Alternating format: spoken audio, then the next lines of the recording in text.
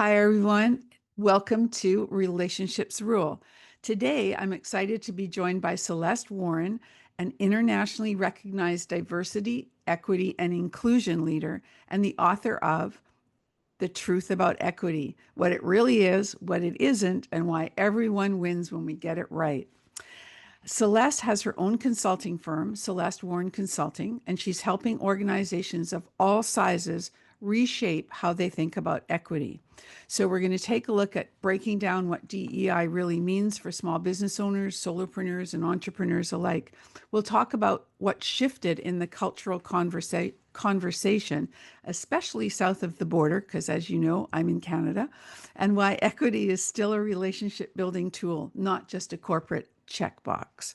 So, whether you've been unsure how DEI fits into your business or you're ready to lead with more clarity and intention, I hope that Celeste will bring some light to that fact. And welcome. Welcome to the show, Celeste. Well, thank you, Janice. Thank you for the invitation. And I hope I bring some light too.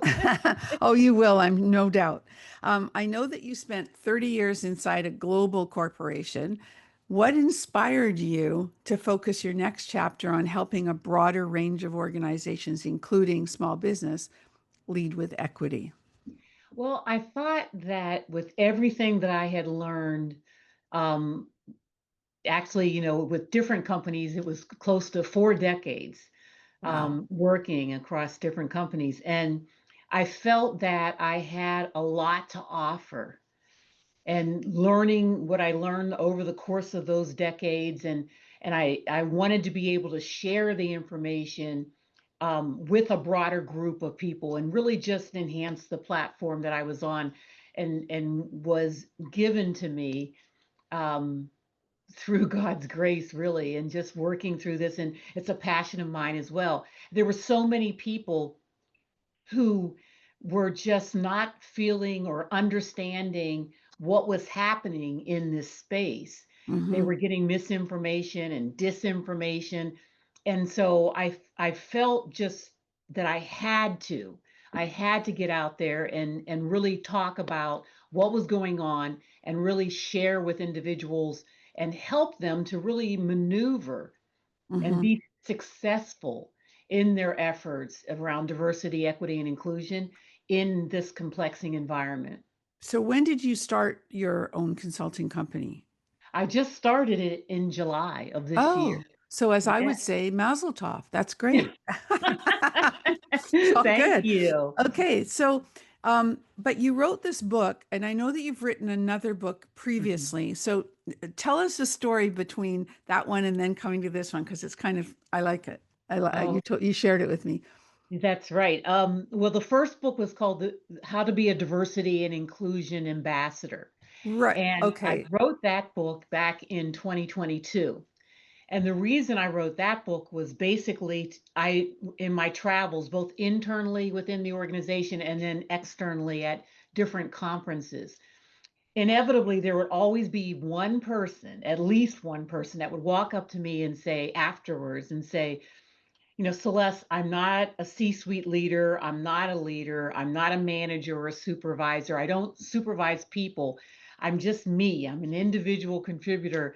And I just don't feel like I have a role in being able to change the environment and be an ambassador for diversity and inclusion like you talk about. And I just wanted to be able to answer that question for a variety of different people because every time I would get that question, I would sit there and I would talk with the individual and we would have a really good conversation. And I felt that more people needed to hear that message.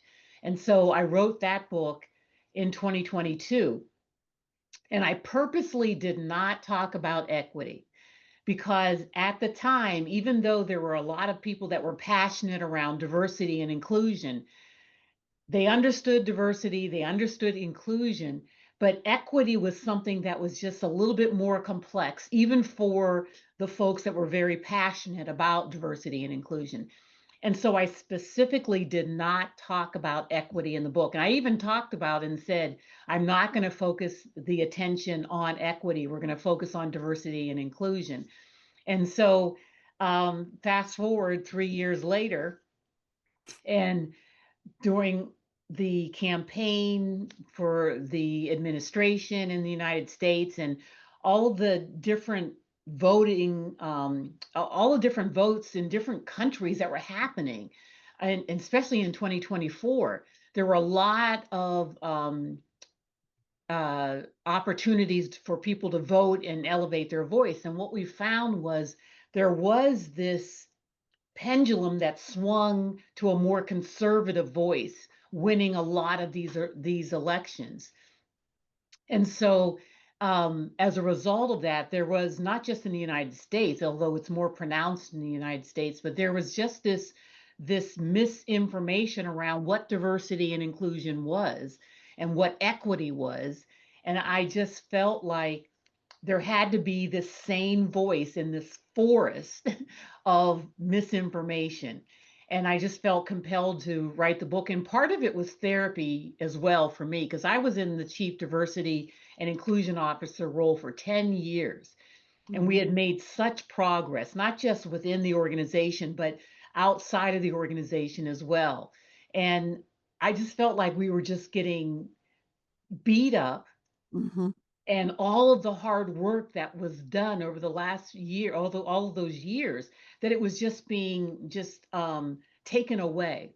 Mhm. And I almost took it personally for a Oh, I large can part of understand it. that. Yeah, for sure. So, you're thinking about all the work that you had done Yeah. and what was happening to it. And so I just felt like I had to write this book and really specifically this time talk about equity because I had already talked about diversity and Right. inclusion before. Well, I do remember when DEI first sort of reared its head and I was like, what's that? And like and I was I was working on my own. I wasn't in a company still when this all sort of came to light. But I remember a friend of mine in Minnesota was working for a woman who was a big advocate of DEI, and her whole business was around that. And so I sort of learned through her, and and then I would so I understood just like everybody else. I could understood diversity, what that meant, and I understood inclusion.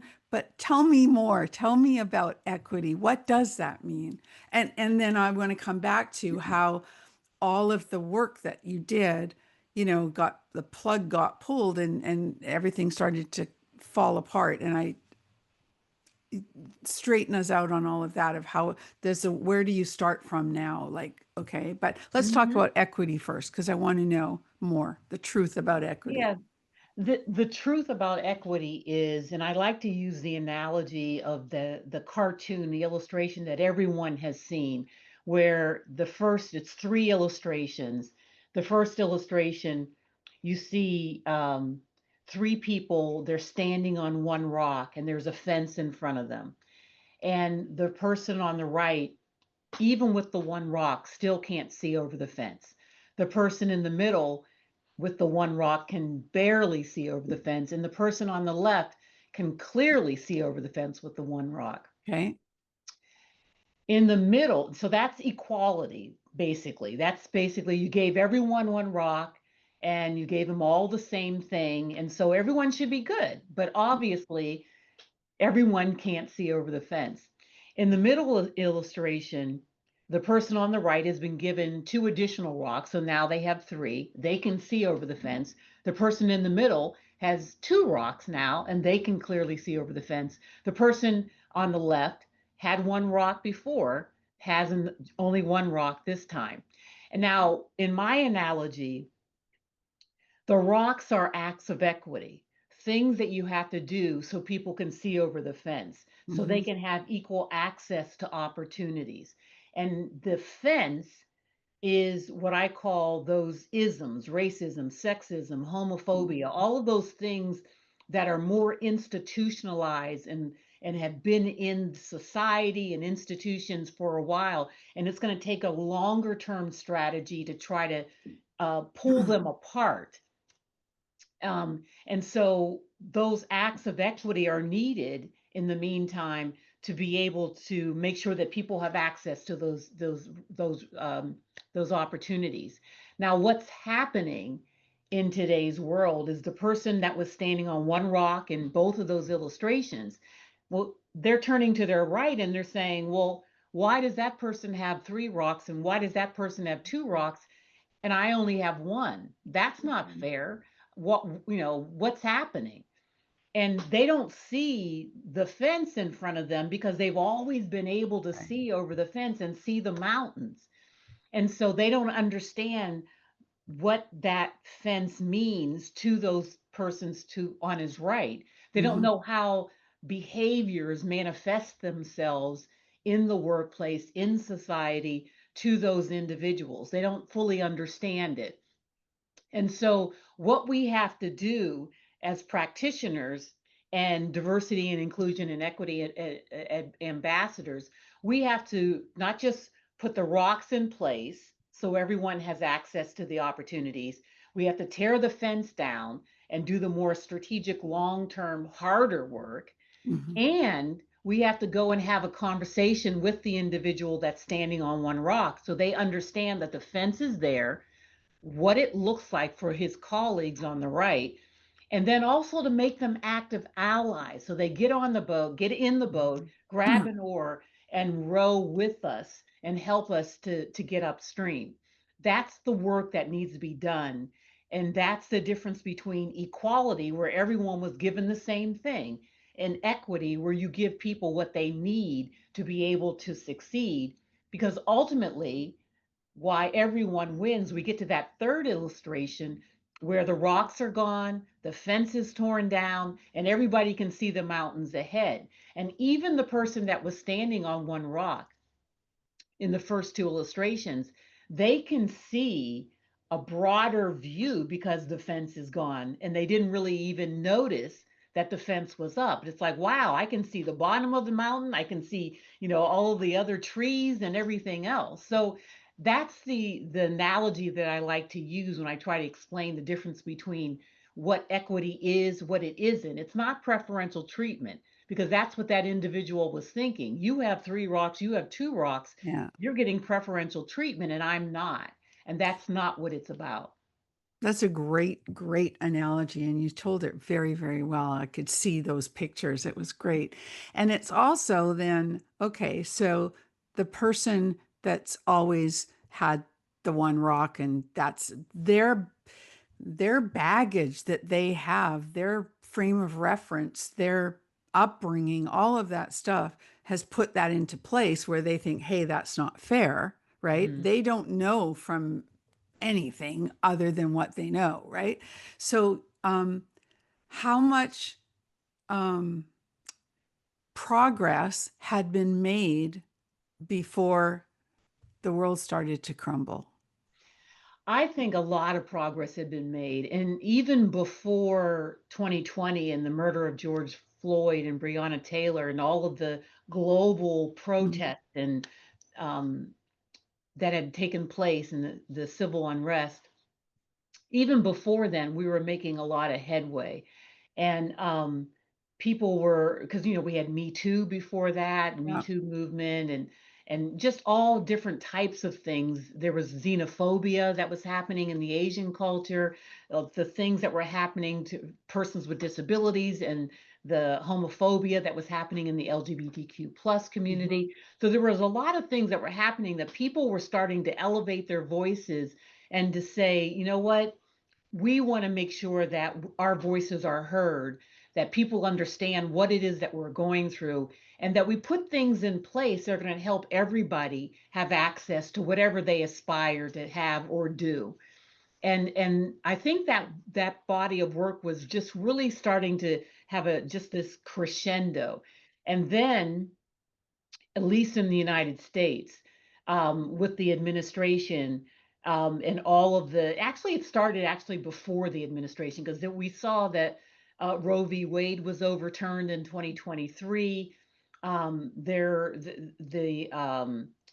the ruling against Harvard and Mhm. University of North Carolina around student admissions and not being able to use race as one of the criterias. So, there were things that were already starting to happen. It didn't just happen in January, but this sort of pendulum swinging was even a little bit more quickly than probably what's happened historically. And so now where we find ourselves is a place where we have to think very strategically and be very purposeful and very clear around the work that we're doing in diversity, equity, and inclusion. Because diversity is simply differences in people. Diversity means differences. Mhm, And in this case, differences in people, those you can see and those you can't see. mhm. And inclusion is where you surround them with a culture where they can really truly uh, contribute to the organization or to the cause, and really make sure that all of those differences, different perspectives, skills, capabilities, identities, that all of those differences can be leveraged for a common or collective purpose. And So respected then also as yes, yeah, respected, empowered, yeah. and bringing their not just their functional skills and capabilities, whether they're a marketer or Mhm, communications person or engineer or scientist, but also they're bringing their cultural awareness and experiences as well to the table. Because this is where, the importance of diversity, equity, inclusion from a people and culture standpoint, but also from a business standpoint as mhm, well. Because if you don't understand your customers, you don't understand the differences in the customers, you really can't be effective in whatever products or services that you are providing. And you have to understand, and that person on your team that is also a marketer, for example, they also could be bringing their cultural perspective as well to say, this is why our product or our service isn't reaching patients or customers in this particular area, in this demographic, because in my experience, this happens or that happens or etc. And it can enhance and create business innovation to allow businesses to reach mm. markets that they otherwise may not have been able to reach. Okay, well that I don't know if I'm on the right track here, but Mhm. it does make me think about how with advertising, how it feels contrived now sometimes when you see these ads. And you were in the pharmaceutical industry, and those are the ones that seem to me to be the worst in the sense of there's a Asian person, there's a black person, there African American person, excuse me, there's a Mhm. white person, there's an Native American, like they're all in the same, you know, they make sure that everybody's there, but it seems so obvious that they're doing Oh, that. well, No, am I? yeah, I And think I don't mean to what be, it, no, no, no, no, yeah, absolutely. It's a good conversation, Janice.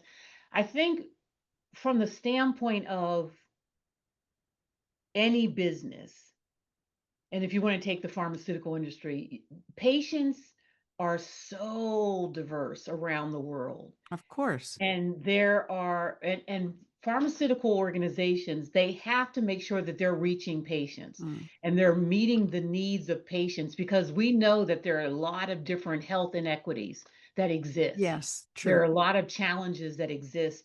And what happens in different cultures around health and health outcomes is very, very different depending on that culture. Hmm. In many cultures, especially the black and brown culture, Latino and Hispanic and black culture, they don't necessarily, when they're not feeling well, jump and go get in the car and go to a hospital or go to the doctor. They ask around their family, they ask around to their close friends, etc. And that's just a simple example. But the research that has to go into understanding the different patient segments and saying how can we reach them is really, really critical. It's really, really critical in order to be able to meet the needs. And the world is changing from a demographic standpoint. Hmm. um, the growth of various different identities is really crucial, especially in this next generation, and the Generation X as well, that is getting older. Hmm. And so we know that in Generation Y, I mean, they're in their 40s right Hmm. now. I know. Remember that just a few years ago, we thought of them as these young people, but that's not the case anymore. And so as we are learning about the different generations and the intersectionality of all of the identities, it becomes really, really critical. And so that's it. When you study the world and you study the different segments, you know how diverse the world is, and Hmm. you have to make sure that that comes through. Mm. Otherwise, you lose a whole lot of different people. Okay, that makes sense. All Hmm. right, let's talk about relationships for a moment. How does approaching DEI, sorry, from a relationship building mindset change the way a business owner might show up, whether with clients, business partners, or team members? Yeah, we have to make sure that as leaders and as business people that we are approaching people in a way where we're meeting them where they are. And so what I like to say is that the first engagement or interaction with them is one of discovery of that person, but also a little bit of self discovery as well, because you're Mhm. learning about someone who is different from you. They have different perspectives. They may identify differently than you do, Mhm. different life experiences. And so the initial exchange should be one of discovery, both of them and of yourself as you grow and you learn. And then once you have that understanding of meeting them where they are and understanding about them, then it's basically, what do they need to succeed? What do they need? And what's getting in the way? What are the obstacles and the barriers that are getting in the way of them being able to achieve whatever it is that they need to, either from a leadership standpoint as far as career aspirations, from a business standpoint as far as what are their needs from a customer standpoint. But you got to have that dialogue and that honest, and develop the trust too. Trust is so important, as you know, Janice, in a relationship. Mhm. Building that trust, and you don't do it by just performative things. You have to really dig deep and say, okay, what is my engagement? How do I learn about what your needs are? What's getting in the way of you being successful? And what do you need from me?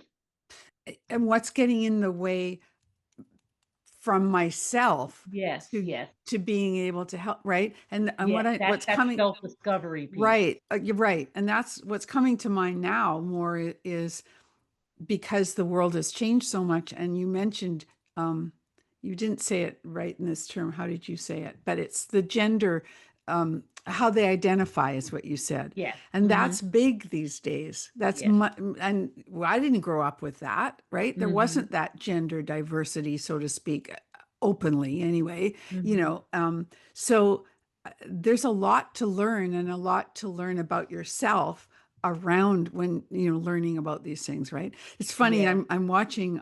It's the second time I've said to say this today. It's funny. I'm watching a show on Netflix that I didn't watch the first time around, and I don't know why, but I'm like immersed in it now, and I'm loving it. Mm-hmm. And that's Downton Abbey. And I don't know if it's anything you would have ever watched, but Downton Mm-hmm. Abbey is a show basically set in England. Are you familiar with Mm-hmm. the show? Yes. Uh-huh. Like 6 seasons, and it's like takes place from 1914, I think, before the First World War, or just before the First World War, to I don't know how far they go, but Second World War, I'm guessing, because I'm not quite Mm-hmm. there yet. But the things that change, and the English uh, aristocracy, which is what the family, the upstairs, downstairs kind of thing, the maids and Oh. servants, and then the aristocracy. And the matriarch, who is played by Maggie Smith, who's the most amazing actress, and I swear she has all the best lines in the whole show, because she's so funny and sarcastic, even though Mhm. she's saying it in a serious way, because this is all she knows.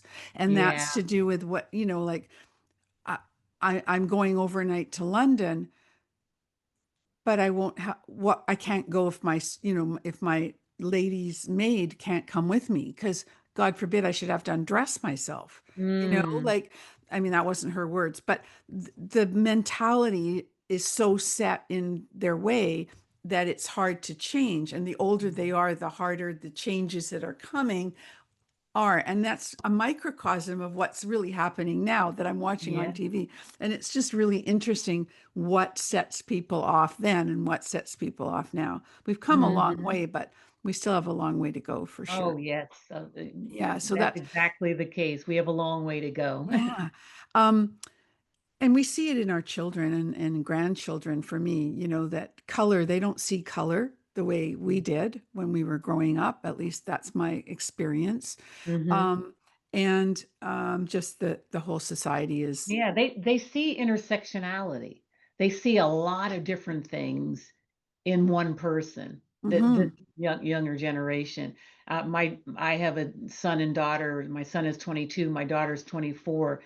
And just listening to them talk and engaging in conversation with them, they don't. That's the difference, I think, between their generation and past generations, our generation. When I was growing up, it was black, white. mhm, Yeah, my father was the first black teacher in his area and first black principal. We mm, didn't necessarily talk about Latino, Hispanic, right, Asian, right. et cetera, et cetera. And it was just really sort of two-dimensional almost. That's true. And the difference now is they see people in that intersectionality and that so many different dimensions and Mhm, identities in one person. that's and true. and I've learned that too throughout the years, um, as the chief diversity inclusion officer, learning about different cultures and different people and different communities and groups of people, that this generation, you're not one thing. Right. You're not pigeonholed into this particular identity. And it's a beautiful thing because it just, you're so many different things and so many possibilities. It's just, it's really a wonderful horizon that they're going to just be just going through in their journey. Well, and I think that I just want to mention that, and you can mention about it, is the work that you're doing with your nonprofit because your children are involved in that as well, correct? Called Destination STEM. And can you talk about that for a little bit? Because I think that's really important work too. And Oh, the I fact that love you're it. doing it with your kids is amazing. Yes, we started Destination STEM. My daughter Christina, my son Stephen. We started it 4 years ago, and what it does, it's a nonprofit to get students of color and students in need interested in the STEM related fields, so science, technology, engineering, mathematics. And when you look in especially in the United States, you see that there's not strong representation of people of color in those fields. Right. And so you have to go all the way back to elementary school, middle school, junior high school, and get students of color interested in Mhm. those STEM related fields where they might have shied away from it Well, and they say, didn't well, I'm have not the, smart they enough, or didn't, I'm not well, or they didn't have the role the models. role models. Yeah. Exactly. Yeah. Yep. They didn't have the role models, and they couldn't look up and say, well, there's somebody who looks like me with a white doctor's coat on, Right. or they didn't see it, and so they didn't see the possibility. And so what we want to do is expose them to people who look like them that are in STEM related fields. We want to provide them with education programs and scholarships as well for high school seniors that are going to pursue STEM, and just get them aware of and understanding that that's a path that you could potentially take, Mhm. that we hope that they would be interested in. So that's what we do, and we're really, really excited. We love the work that we do in that space. It's so fulfilling. Oh, yes, I'm sure. That's amazing. Mhm. If someone's listening is feeling overwhelmed by the weight of getting it all right, where do you recommend they start? I'm going to say your book probably, but Yeah. Yeah, the first, especially the first book, How to Be a Diversity and Inclusion Ambassador, because you basically you don't want to be overwhelmed, but you want to start with just your self-discovery hmm and really understanding what your strengths are and what your areas for development are in the area of diversity and inclusion. So once you sort of said, okay, well, what are my skills? What are my capabilities? What am I good at? What am I not good at? What do I know? What don't I know? You start with yourself first. And then you sort of then start looking around at your span of influence, your peers, your friends, and start having and engaging in conversations with them as well, especially colleagues who identify differently than you do. hmm And so you've educated yourself, and then start to really open the dialogue and conversations with others. And you can do that, even in a workspace. You can say, hey, let's get together for lunch. Let's bring our lunch to a conference room or two and just have a conversation, or send out an article, link to an article or something, and say, hey, we're going to talk it. It's a little bit easier than the book club thing because you don't have to Right, wade through a whole right, book. right. And just open up a dialogue with people that you're friends with, I'm and laughing while you're because over lunch. right, everything's a sound bite now anyway. So yeah, Yeah. That's it. And so true. and just do things where you look around you in your organization or your firm or wherever you're at, your school, and start noticing things and saying, okay, well, why is this happening? Or this hmm really isn't really inclusive, or this happened at this meeting, or this happened in this setting. And start once you start you've educated yourself and you start observing things, then you start doing things, and it doesn't have to be these huge monumental pounding your fist on the table things. It can just be little things where you're in a meeting and someone gets marginalized or they get talked over or their hmm idea isn't paid attention to. You can just say, hey, Janice, that was a really good idea that you brought up a few minutes ago. Can you talk a little bit about that? I'm kind of curious about it. Right, And getting people to just sort of you sent a message and you've also created a learning moment in that right. moment that you've done Oh, I that. It can hear doesn't you. take a lot. No, but it's ingrained in you, and that's what's so wonderful. I can hear it with everything that you say, and for those of us who don't have it, immediately come Yeah. off our lips, there is some first awareness, like you said, and Hmm. discovery, and then um, intention needed to Yeah. improve the situation. I get that. That's great. Mhm. So, last question about this. In your experience, what's the biggest reward that comes when a business owner leads with inclusion and equity at the heart of what they do? Oh gosh, it's I call it the employee ripple effect. Okay, And I've seen it so many, many times, and it's so beautiful. Where and I'll give you an example. There's a young lady, she was a scientist in the lab. So she's just sitting there, she's at her desk every day with her beakers and her vials and all that. And that's what she did, an introvert as well, sure. but so innovative in how she thought about what she does while she's sitting at that bench. And so I had the opportunity to meet her at one of the events, and we started talking. And she had all of these really great ideas. And she said, I was thinking about this, and I was thinking about that, and in patients like that look like this, or the patients this, they're experiencing these different things. And I said, well, have you talked to your manager about it? And she's like, oh no, she doesn't want to hear about it. They don't want to hear about it. They would just tell me to go back to my job and just do what I'm supposed to do. And I said, you know what? I want you to talk to somebody else that would be very interested in what you have to say. And so I brought her into a discussion, just lunch, really informal, with someone who was over another part of an organization that deals with patient and understanding patients. And they had the conversation, and all of a sudden, the idea just started blooming, and she took it to another person and took it to another person, and it became not just a project, but an assignment. And she got a new job and a new title, and she's now working on this initiative that is saving the lives of tens of thousands, hundreds Mm. of thousands of people over the course of just a couple of years. And she went from this quiet person to this wonderful, wonderful leader and an innovative person who's saving lives. And it started with inclusive leadership.